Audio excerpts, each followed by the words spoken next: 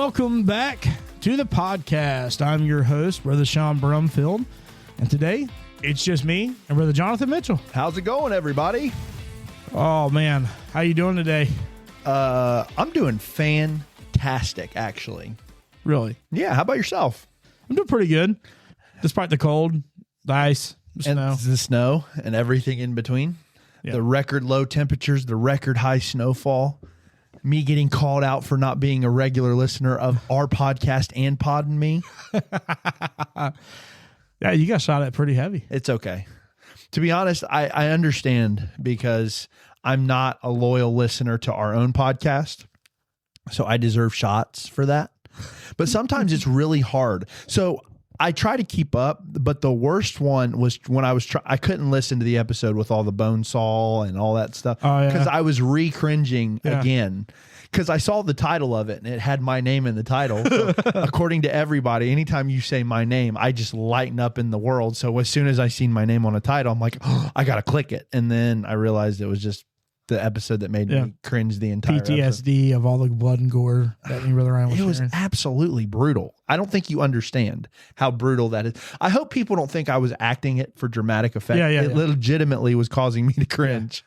Yeah, the strong stomach just isn't there. It's not for that stuff. Yeah. Not for that stuff. I can eat a lot of, like, I could do the stupid eating stuff. Yeah. Like, I'm excited for when we do some of that stuff because I can't wait to see how I react with some of the challenges we're going to do. But but I enjoyed the episode with Brother Birdsong. I actually found it so interesting and so cool. And I do want to meet him personally because I thought that was so cool. It was just, okay, let me ask you, how was that for you going into that? Were you nervous or because you'd had such interactions? How was that going into the episode? Yeah, I was extremely nervous, especially because we kind of didn't, before we got together to record, it wasn't like we had already predetermined what day and how it's going to go, this or that and the other. Really, we were just curious on whether we were going to get down there or not with this weather. And thank the good Lord we did.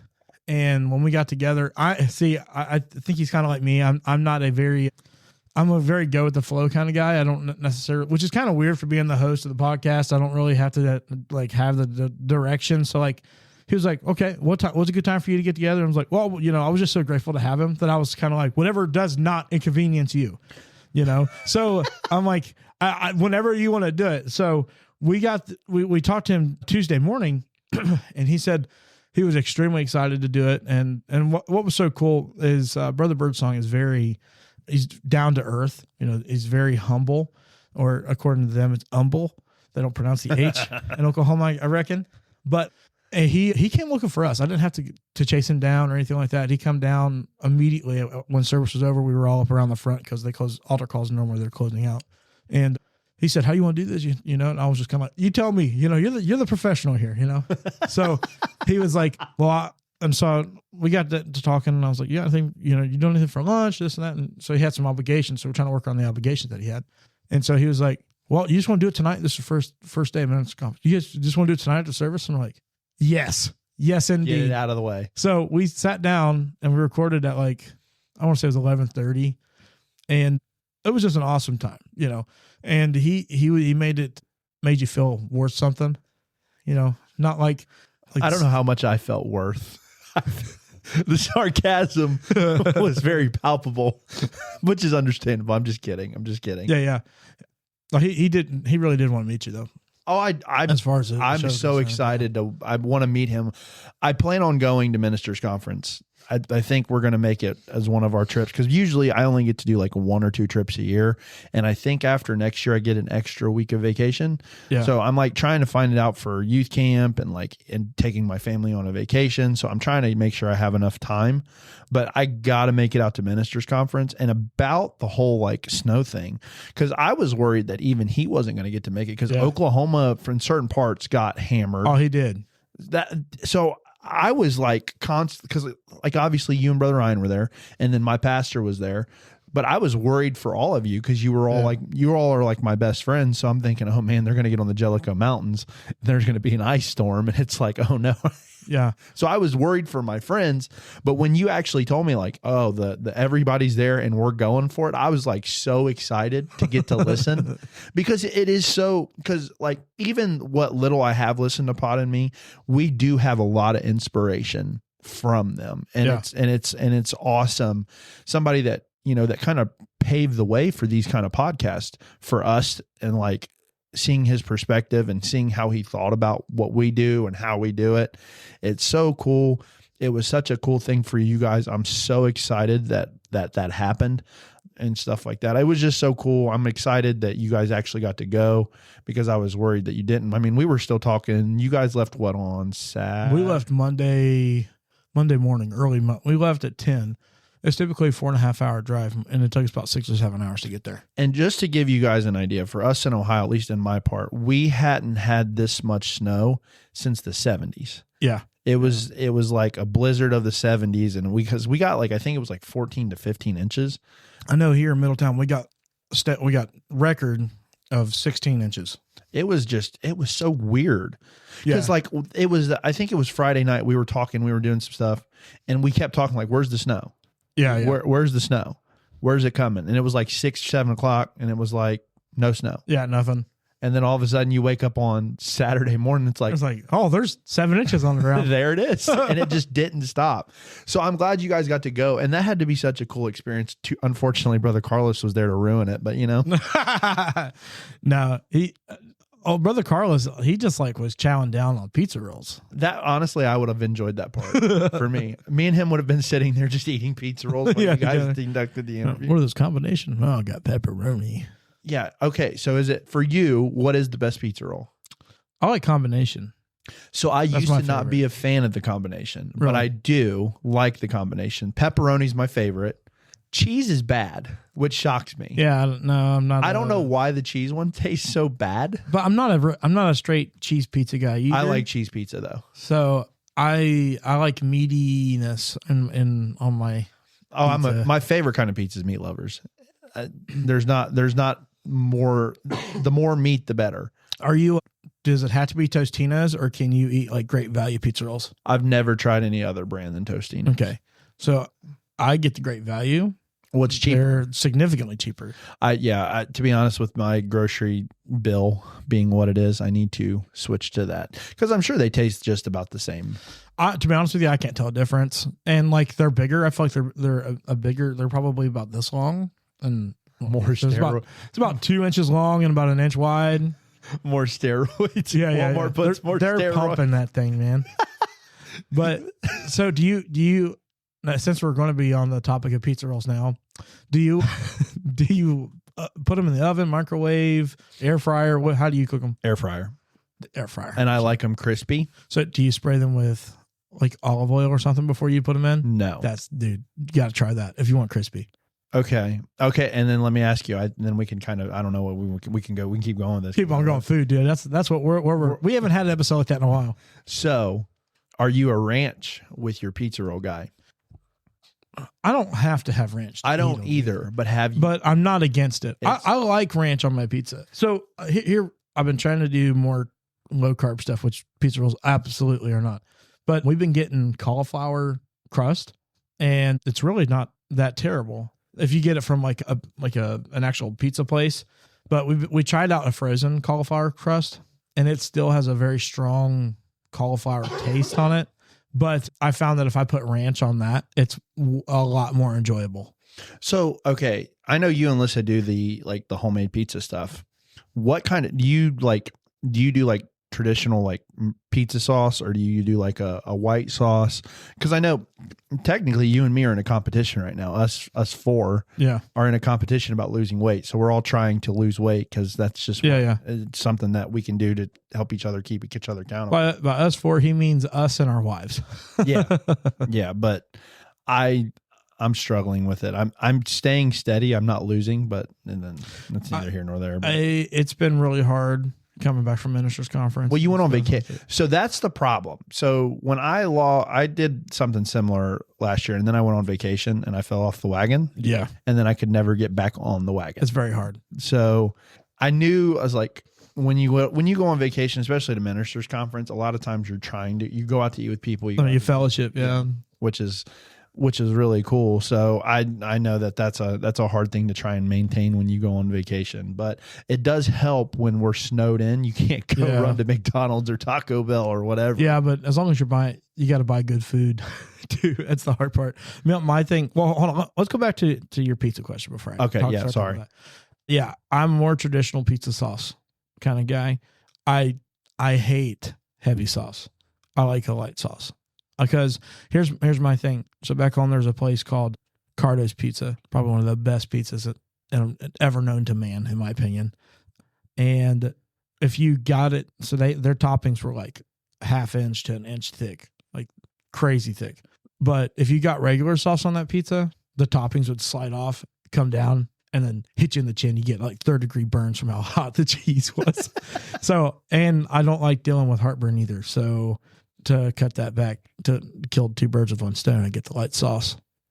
I like sauce. Yeah. I don't Or like. do you want it as a dipping, or do you want it heavy sauce on the pizza itself?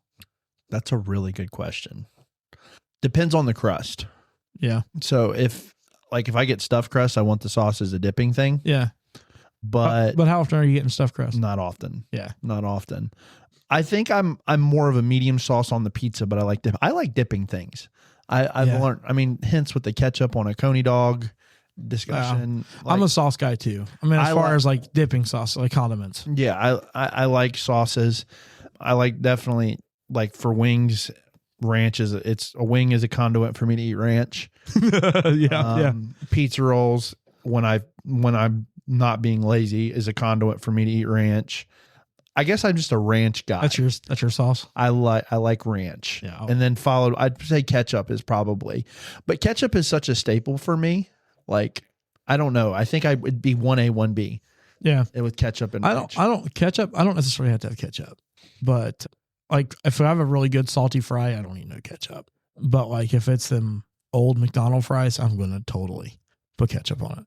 But so talking about eating good food, we went to a place in Ministers called, I think it was called Urbana Gaucho. It was a Brazilian steakhouse. And I went out there with a good friend of mine, brother Josh Staggs, and he introduced me to this money pit of a restaurant. Thank you, brother. He is a listener, by the way. So, have you ever been to a Brazilian steakhouse? So no, but let me see if I understand the concept. It's like an all you can eat thing, right? Yes. And then basically it's almost like the Jewish tradition. When you fold the napkin and throw it on the plate, you're done. Yeah. But if you want it, you just lift your hand and say more, please. So yeah, that's pretty much the concept. But they give you a card that's red and green. Greens bring more. Yeah. Red's like, I'm going to stop. Dude, I'm going to tell you what. That was some of the best steak I've ever had in my life. See, I love Pigeon Forge because of some of the restaurants. Oh, dude, there's so many good restaurants there. Huck Finn's is probably one of my Yeah, favorites. mine too. Then the Alamo. I've not had the Alamo. So it's a steakhouse. They have like a 36-ounce steak. I don't remember. It's a massive steak. Yeah. And it's really, really, really good. Well, this place, the Urbano Gaucho, I may be saying that backwards. It might be Gaucho Urbano, something like that. Is it on the Pigeon Forge Strip? It's further back, further down. You're almost going up into Gatlinburg. It's by JT Hanna's, that kind of Okay. area. Okay. I know where you're at. Okay. So they had like pork chop, top sirloin, and then there was this meat that Brother Josh turned me on to called picanha or something like that. I don't know. I said that to my father. Like, you mean picante? I'm like, no, it wasn't hot. And then, so what it is it's top sirloin, but with a layer of fat that has been reduced and worked down. So it's like this juicy cut of sirloin that is so tender. And then they bring you all these sides like plantains and cooked like bananas with like brown sugar and cinnamon on them. And then one of the top things that we were all hitting up on, they bring you this pineapple that is covered in cinnamon and sugar, and it's like cooked on an open fire. So it glazes it and tenderizes that pineapple. Dude, I'm going to tell you what, that was one of the best things I ever ate in my life. See, I don't like pineapple, but I would try that. Oh, dude, I'm going to tell you what, it's not like your traditional, cold, and it's nice and warm, and it's very desserty, That sounds so good. Yeah. Yeah. It was really good. Okay. You said something about a steak, though. I'm curious. We've had a lot of steak discussions, which we kind of agree on, which is very rare at this table. Do you like fat on a steak? Oh, yeah. 100%. See, you're my guy. That's flavored. You're dude. my guy. You're my guy. Actually, last night I made Alyssa some New York strips, and it was too cold. I tried to get my smoker to go up and do a hot sear and all that. Yeah, I couldn't even get my smoker lighted up last night. Well, it was so cold. grill. I usually grill our steaks, but my grill is buried still. Yeah. And it's been too cold for me to like shovel it out, because Mariah's wanted some steaks and so have I, but I just haven't, I just don't want it bad enough. Yeah. I just put it in a skillet, seared it, and put a bunch of butter on it, and salt, pepper. Well, it's called AP rub. It's an all-purpose rub, so it's like salt, pepper, and garlic. And then I'd use a special seasoning from Kinder's that is a steak seasoning. The Kinder seasoning you guys have turned me and Mariah onto is amazing. They're good. They do a very good job. Yeah. That's a very good seasoning. Because it was very much McCormick's. It was very much McCormick's. Like, that's what we did, was the McCormick seasoning. Mm-hmm. And now that we have the Kinder, we kind of get adventurous. We got a little bit too adventurous on that one. I don't remember what it was called. It's the hot one that Mariah's. Oh, yeah. I can do spicy. Mariah cannot. But even this stuff, like, I smelt it and instantly my eyes watered and I started sneezing. I'm like, I don't know if that's something we can use. I still want to try it on some chicken, because Mariah makes some buffalo stuffed chicken that she makes. I really, she got Dano's. That was that Dano's. Okay. seasoning. Yeah, it was Dano's. It was something crazy. I need to try it on the buffalo stuffed chicken. She won't eat it on hers because it's too spicy. For me, I like spicy. So I'd be willing to try it, but I don't know, man. The way it smelled, it made my eyes water. I feel like every time I cook something for you guys, she's like, "This is hot." So well, you know what Connor says about everything. He takes a drink of Sprite and he says that's spicy. That's spicy, yeah. It's the carbonation that he's talking about, but he calls it spicy. He gets that from his mom. Yeah. Because his mom literally, she's also weird.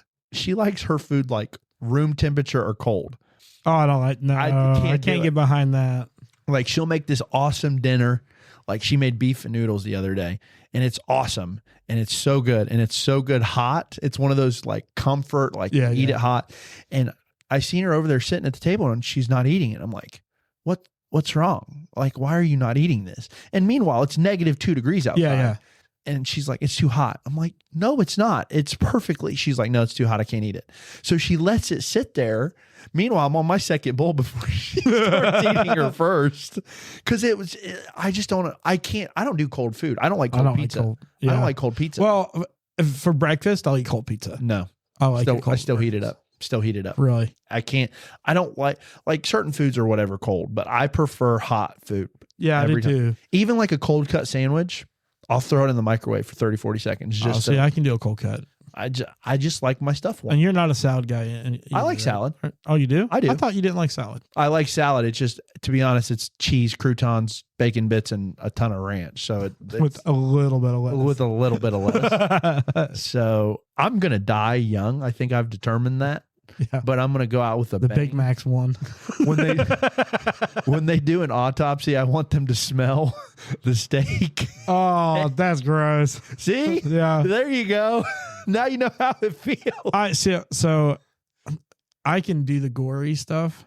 My ick smells. No. My ick is like food, when you go to do dishes and you come across food in the water. Oh, I don't like that. Like I don't like the water. floaties. I don't like the floaties. No, I can't. I don't like the floaties. When it comes to touching your hand or whatever, like dishwashers are disgusting to me. Like, I mean, they're extremely helpful, but the part that you have to leave the grit and grime on there so that it can clean your dishes, like that, just like blows my mind. I don't do well with floaties. So what we do, I kind of pre-soak before I throw in. I don't mind if I'm washing it off a plate, right? Like Yeah, I can do that. because I have the little drain catch thing. But my problem is if I run dishwater and then all of a sudden And you start touching it. and then I feel it, I can't do it. I can't. Oh, it's the most disgusting thing ever. It's slimy and gross. Yeah, it and is. everybody's like, "You eat it, so what do you mean?" It's like it's something when you. It's add done its water. purpose. I've already ate. I'm nice and full. But when that thing touches my fingers, it's just like it's ready to come back out. You know. So what I do is we pre-soak. So I do the dish. I wash it off and then I throw it in the dishwasher for the actual cleaning. Right. But I don't do floaties. I can't. Well, even like I used to not look at drinks and stuff. Like I didn't drink after people, but it never really bothered me. I never paid much attention to it.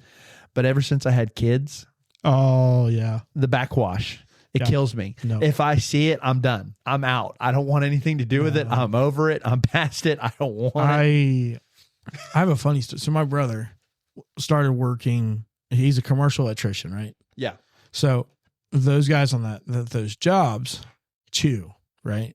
Oh, That's a huge thing there. So my brother had a can of Monster out and been drinking it throughout, while he's working. And he went and took a sip of it. And some dude was using his can as a spitting can. And oh boy got a mouthful of secondhand tobacco. well, I can Monster. relate to that. Oh, My cousin Timothy, growing up, I love Mountain Dew. I think it's pretty well known. I love Mountain Dew. right. And my cousin Timothy, who is like a few years older than me, he always dipped. Always did chewing tobacco. He always did Grizzly Wintergreen. I can remember it. But he would use bottles, obviously the Mountain Dew bottles and Mountain Dew cans. Well, like I said, I used to not care about drinking after people. And I was over at his house and there was a can of Mountain Dew there. At least that's what I thought. And I didn't do a little like, You chugged that. Boy. I downed it. And it was straight spit Grizzly Wintergreen. Ugh. It was the worst thing ever. And I blew up. I blew chunks because it was just it was that bad. Needless to say, I didn't drink after anything at my cousin's house anymore. Ever again. There. I have this one story that a kid I grew up with in church. His name was Josh. He went to stay at his grandmother's house one night, and he went to go wake her up for something to drink. Well, there was a glass next to her bed, and he thought, I'll just take a drink of that. Well, he took a drink of that, and her teeth came out of the glass. So it was like Listerine and denture. Yes, that's exactly what it was. And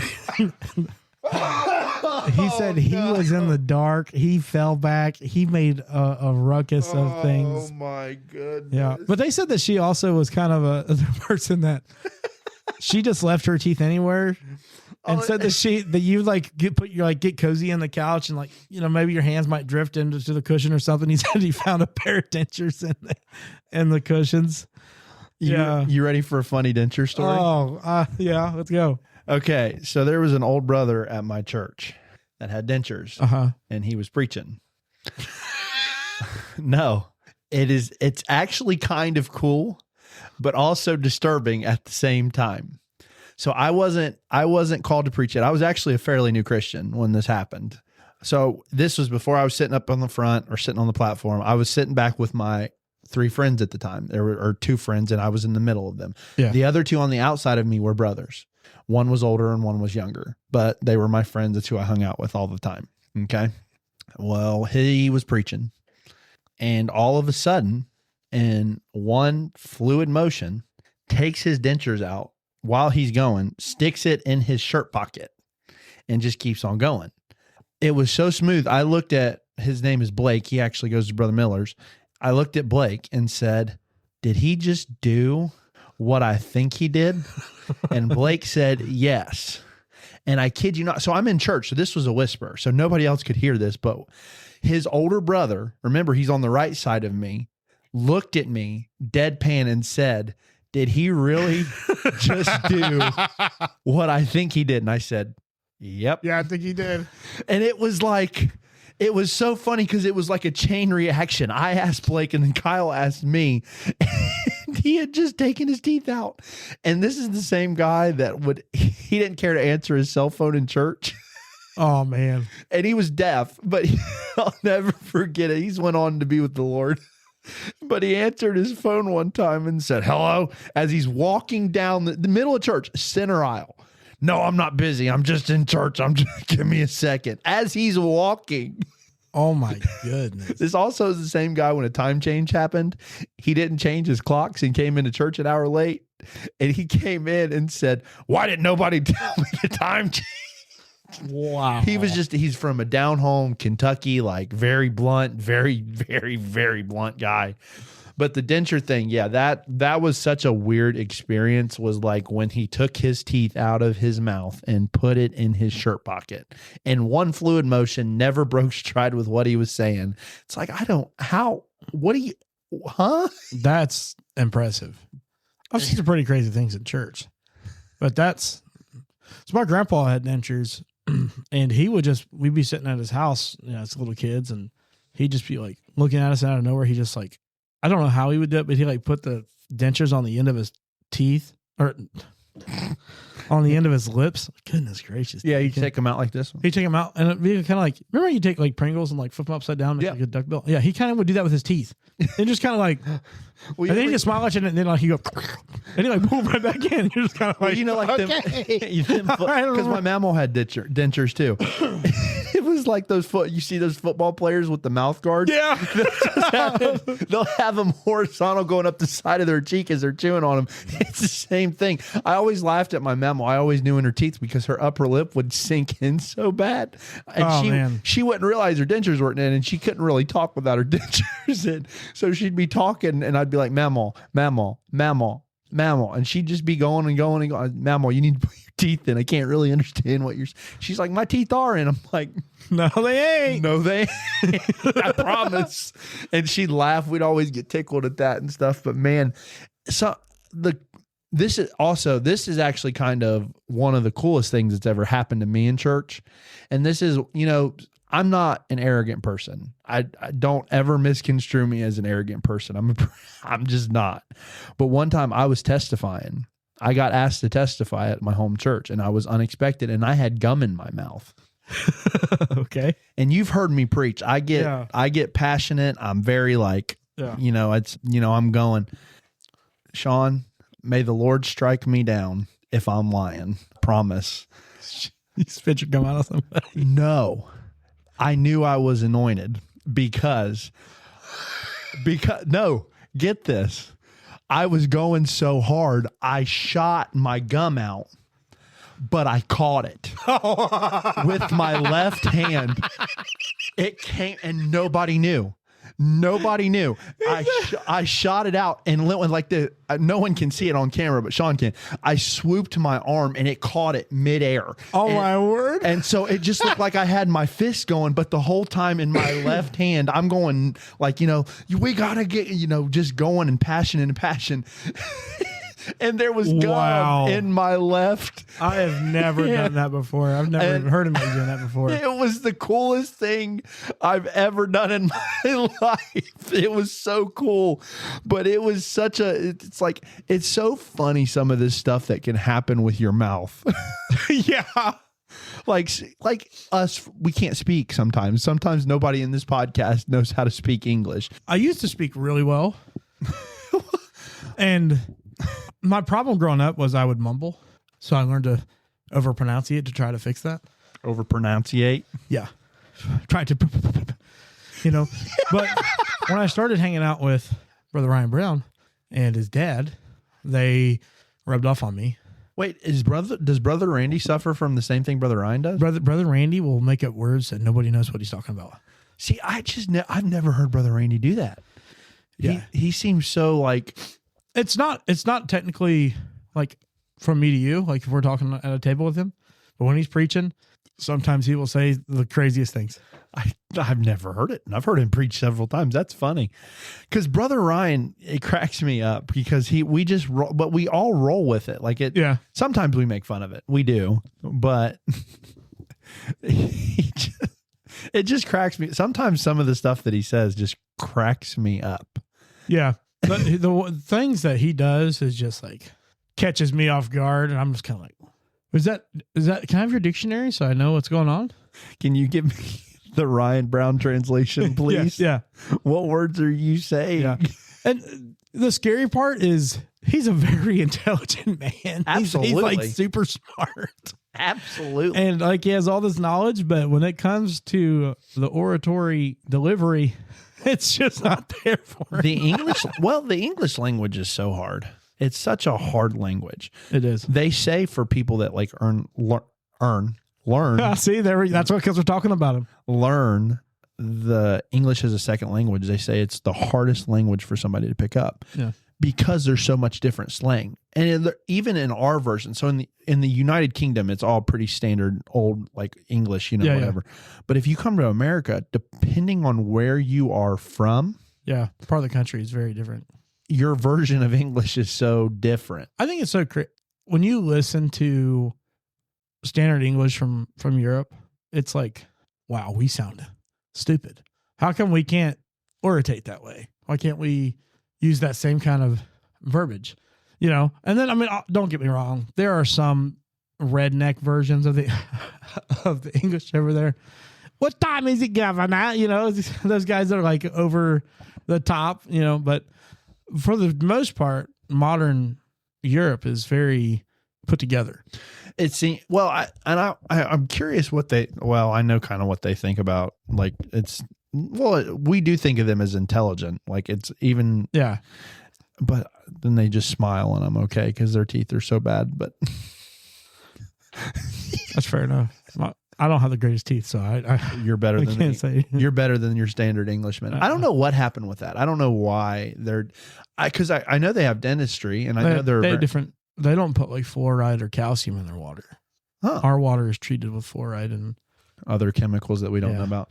But no, I'm just, like I said, I think it's so interesting, the English language, and like, especially American English, like depending on where you are in the country, like we don't have Southern accents. We don't, because we know what Southern accents sound like. But if we went to like a New York or a Maine, they would say we're from the South. I've had people say that I sound Southern, but it depends. It's kind of, I think it's just because I have that in my family. Yeah. So when my mamaw and papaw are from the deep South. Like mamaw was a coal miner's daughter, deep Kentucky, lived in Dayton for 60, 70 years, never lost her Southern accent. When I would spend time with her before she passed, if I was there for an hour, I would go away and my washed turned to warshed. Warshed, yeah. And my accent would turn like I was from Kentucky, and I couldn't help it, but it just happened. Yeah. So it's like it depends on who you hang around with and the dialect that you're used to. It's such an interesting factor. So I was born and raised in Columbus, but my mom, I believe she was born in Columbus as well, but she grew up in Kentucky, and all her family was from Kentucky and West Virginia. So she still has the Southern slang. I won't say it's a drawl, but if she gets around them, because the part of Kentucky, they're not from the slow talking part of Kentucky. They're from the talking around, Yeah. You're like, what? Say it again. And then when my mom gets down there, she's the same way. You're like, all I'm saying is when they start sounding like banjos, it's time to go. Hey, don't you disrespect a banjo? I didn't disrespect a banjo. I said when they start sounding like a banjo, because a banjo is technically not origins of bluegrass. Didn't you say, or I don't know if we did this on the podcast or you just told me off. It's like, isn't it an African? It's an African instrument. You told me that. Yeah, I think I did say it on the podcast. That's so crazy to me because I just associate banjo with West Virginia. Yeah. It's such a key component of bluegrass. Yeah. Is what makes to me, what makes bluegrass is a banjo. Yeah. Banjo, mandolin, flat top, and a stand-up bass is pretty much what most people think about. So I think it's so interesting, like how you get around certain people and you sound a certain way, or something happens. Like when we get around each other, all of a sudden our English turns broken. Yeah. It's such a funny way to think about it. And I know, like I said, this is the ADD podcast. I think we've claimed that for ourselves. I did want to ask you, so everybody knows, we kind of go over it a bunch, but everybody knows before we start recording, we always generally just have a conversation to get into the flow. Did you do that with Brother Birdsong? Or did you guys just pretty much, as soon as he got there, you went to work? We stood around and talked, but as far as how we acclimate ourselves with the headphones on, no, we didn't do that. We got down. It went faster than what I thought, because initially I had my pizza rolls. Brother Carlos had his pizza rolls, and some of us were eating, some of us weren't. And they just put headphones on. I was like, let's go. And I was like, I'd like to eat my pizza rolls first. So it was very quick, down to the point after we had our food. And we talked about the food you ate. How are the actual services? Yeah, they were awesome. Some of the best preaching I've ever heard. There were, it was just outstanding. Brother Denver Wood did amazing. And Brother Jamie Holcomb did outstanding as well. He preached on perils in the parsonage and talked about the things that the preacher goes through in his home and things that his wife goes through and his kids go through. And it was really awesome. I got to see, some of our young people, well, the only young people that want my Brother Ryan's kids, but to see them respond. There was a point, and I hate that Brother Ryan's not here to speak on it, but they were like, parents, bring your kids up and, come and praise the faith. Well, Caden, the message hit Caden so hard. He just got up and looked at Ryan, looked at Becca, and was like, see you guys. And he ran up to the front. Like he just was, and he got a lot of help there. And so that was another thing that was really cool too, was not only did we get to have an interview with Brother Birdsong, but he went up and he prayed with them too. And he stuck right with Caden the whole time while he was praying. And that's just something really cool to see outside of we do this show and we try to bring entertainment to people, but the real nature of the things that we go through pulls out, the ministries and stuff that we're in. And to be able to see not just the influencer, the content creator or the Birdsong, but to get out and be with him and see Brother Birdsong, the minister, the pastor, and all these other brothers that we were with as well. It was an awesome experience. Well, what I've been told is like the cool thing, and this is why I long to go so badly, is that it's so ministry focused. Oh yeah. And like, this is going to sound so self-serving, but I don't mean it that way. As a minister, you tend to give so much. Yeah. And you try to focus on, and like, if we have a message, or even like for me, I'm not a youth pastor, or I'm not the pastor, but even like from an altar perspective, like I'm still trying to pray with people, trying to help them. It's kind of my heart. It's where my heart is. And like, sometimes you lose yourself in that. So having these minister conference, or where it's like, it's strictly kind of built for the ministry, is such a cool thing and such a good idea. And I cannot wait till I get to go. I think the hard thing for people to see out of ministry is people think because you're called to preach, you evangelize, you pastor, you're a teacher, that you are exempt from needing help. And I've been to the place where I felt like I gave all that I could to others. And when I was in need, nobody was there to pray for me, and that sounds extremely selfish. And at times I felt bad when I had thought about that and said, but to be honest with you, I was at wit's end, and to not have, that's why I don't mean to cut you off there. No, I you know can you want to say a thought, but to think that the man of God has all the answers and that the man of God is only there to support the congregation. Well, I hate to break it to you. The man of God needs a congregation just as much as the congregation needs the man of God.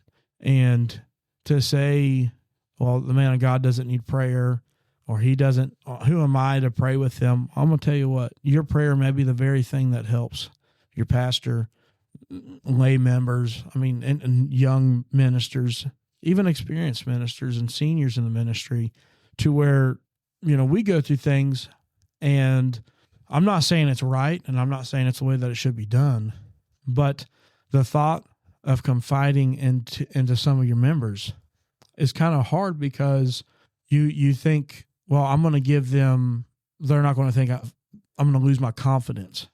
Yeah, they'll lose the confidence in me. Yeah. And I'm not talking about sin. I'm just talking about going through daily tasks, daily activities that are so hard to face sometimes.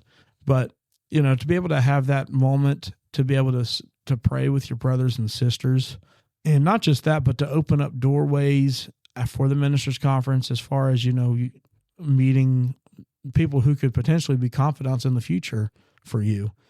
It's a very necessary thing for us, I believe. Well,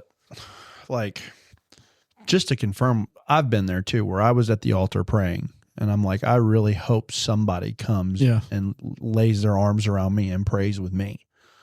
It happened fairly recently, but I had the Holy Ghost, a preacher that had no idea about what I was going through, but I say read my mail, because he, with no knowledge, read my mail. And I mean, it broke me. And that spirit of like, okay, God does see me. Yeah. God does know where I'm at. He knows my heart. He knows where I'm struggling. And yes, that was another preacher, but then it was such a great feeling after, because I instantly broke down in tears as soon as it happened. Right. And then I got to get down to the altar, and then people rallied around me and prayed with me. But like that feeling of like, okay, I know what I'm feeling. I know what I'm going through.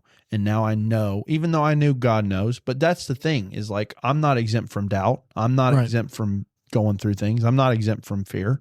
I'm not exempt from that at all. It happens quite regularly. I mean, I doubt myself all the time, but then have somebody say exactly what I'm going through, put their finger on it, that has no knowledge. And I know they have no knowledge, because nobody did. It was a completely different thing. And you were talking about confidants. I'm pretty guarded for the most part. I'm pretty introverted. I know it doesn't seem like it, but I am pretty introverted until I get comfortable, and then I'm not. But like, even for you and me, like the origin of our friendship, like it feels like you and me have been friends for 20 years. Time. Yeah, a long time. But in reality, it's been like a year and a half. Yeah. So like, I'm so close to you, but there was a mutual understanding from the very first time we talked, from the very first time we spoke. We just had a connection. Yeah. And I know I can trust you, and I hope you feel like you can trust me. Oh yeah, absolutely. So it's such an interesting thing. And that's the kind of environment I really want to go, because everybody all of my other preacher friends that I have all say the same thing about Ministers Conference. And they're like, it is such a benefit. Yeah. It's such a good thing for you. It would be such a good thing for you to go. And part of the hesitation is I also have 2 little ones. So it's a little bit harder to kind of manage that. And I know but I need to take them. And everybody has kids. Yeah. Everybody's sitting with their wives or spouses. And that's the thing about Ministers Conference that I love, is that it is for, if you are in ministry, it doesn't matter what line of ministry, it doesn't matter how big your family is, how small your family is, there's something there for everybody to receive help from God. And, you don't want to be just discouraged and you think, well, this is going to hold me back, that's going to hold me back. And that's just not the thought process you can have when you are desperate. And a lot of people that go to the ministers are desperate, because they're the only ones I'll say it like this. The enemy tries to separate you and make you feel like you're the only person who's going through this battle. And realistically, there's, I don't know, 700 to 1,000 people there.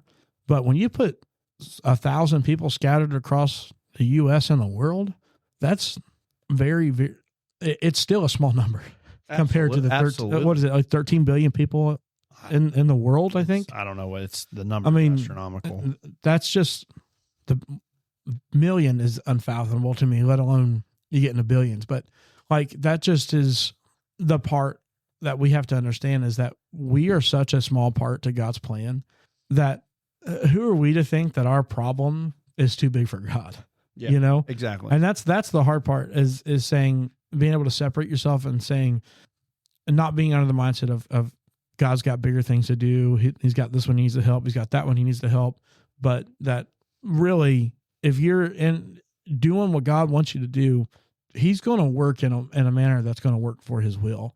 And that's not to pull you off and put you in these hard, these crazy spaces that you can't get out. Now, if the hard things do come, there's things he's trying to teach us, or maybe it is time for us to pull out. There's things that he does to get our attention. But it was an awesome experience. I loved it. I had a great time. Got to see a lot of friends I hadn't seen in a long time, and got a fellowship, got a couple preaching appointments out of it. And I mean, I don't go there for the appointments, but I mean, like, it's nice to be able to go and absolutely have that request, as a minister. But yeah, man, it was great. Hopefully you get to go next year. I would absolutely love that. Well, guys, I know it's been a little different episode. Well, no, I'd say that every time, but it's pretty much the same. It's been all over, bounce off the wall, Hopefully there's a little nugget in here for everybody who listens. Maybe it's a laugh. Maybe it's a little bit of that serious moment that we just had there. And maybe you can dip your nugget in ranch. Yeah. Start sipping the ranch. But hopefully we'll see you guys next week. Thanks. See ya. See you guys.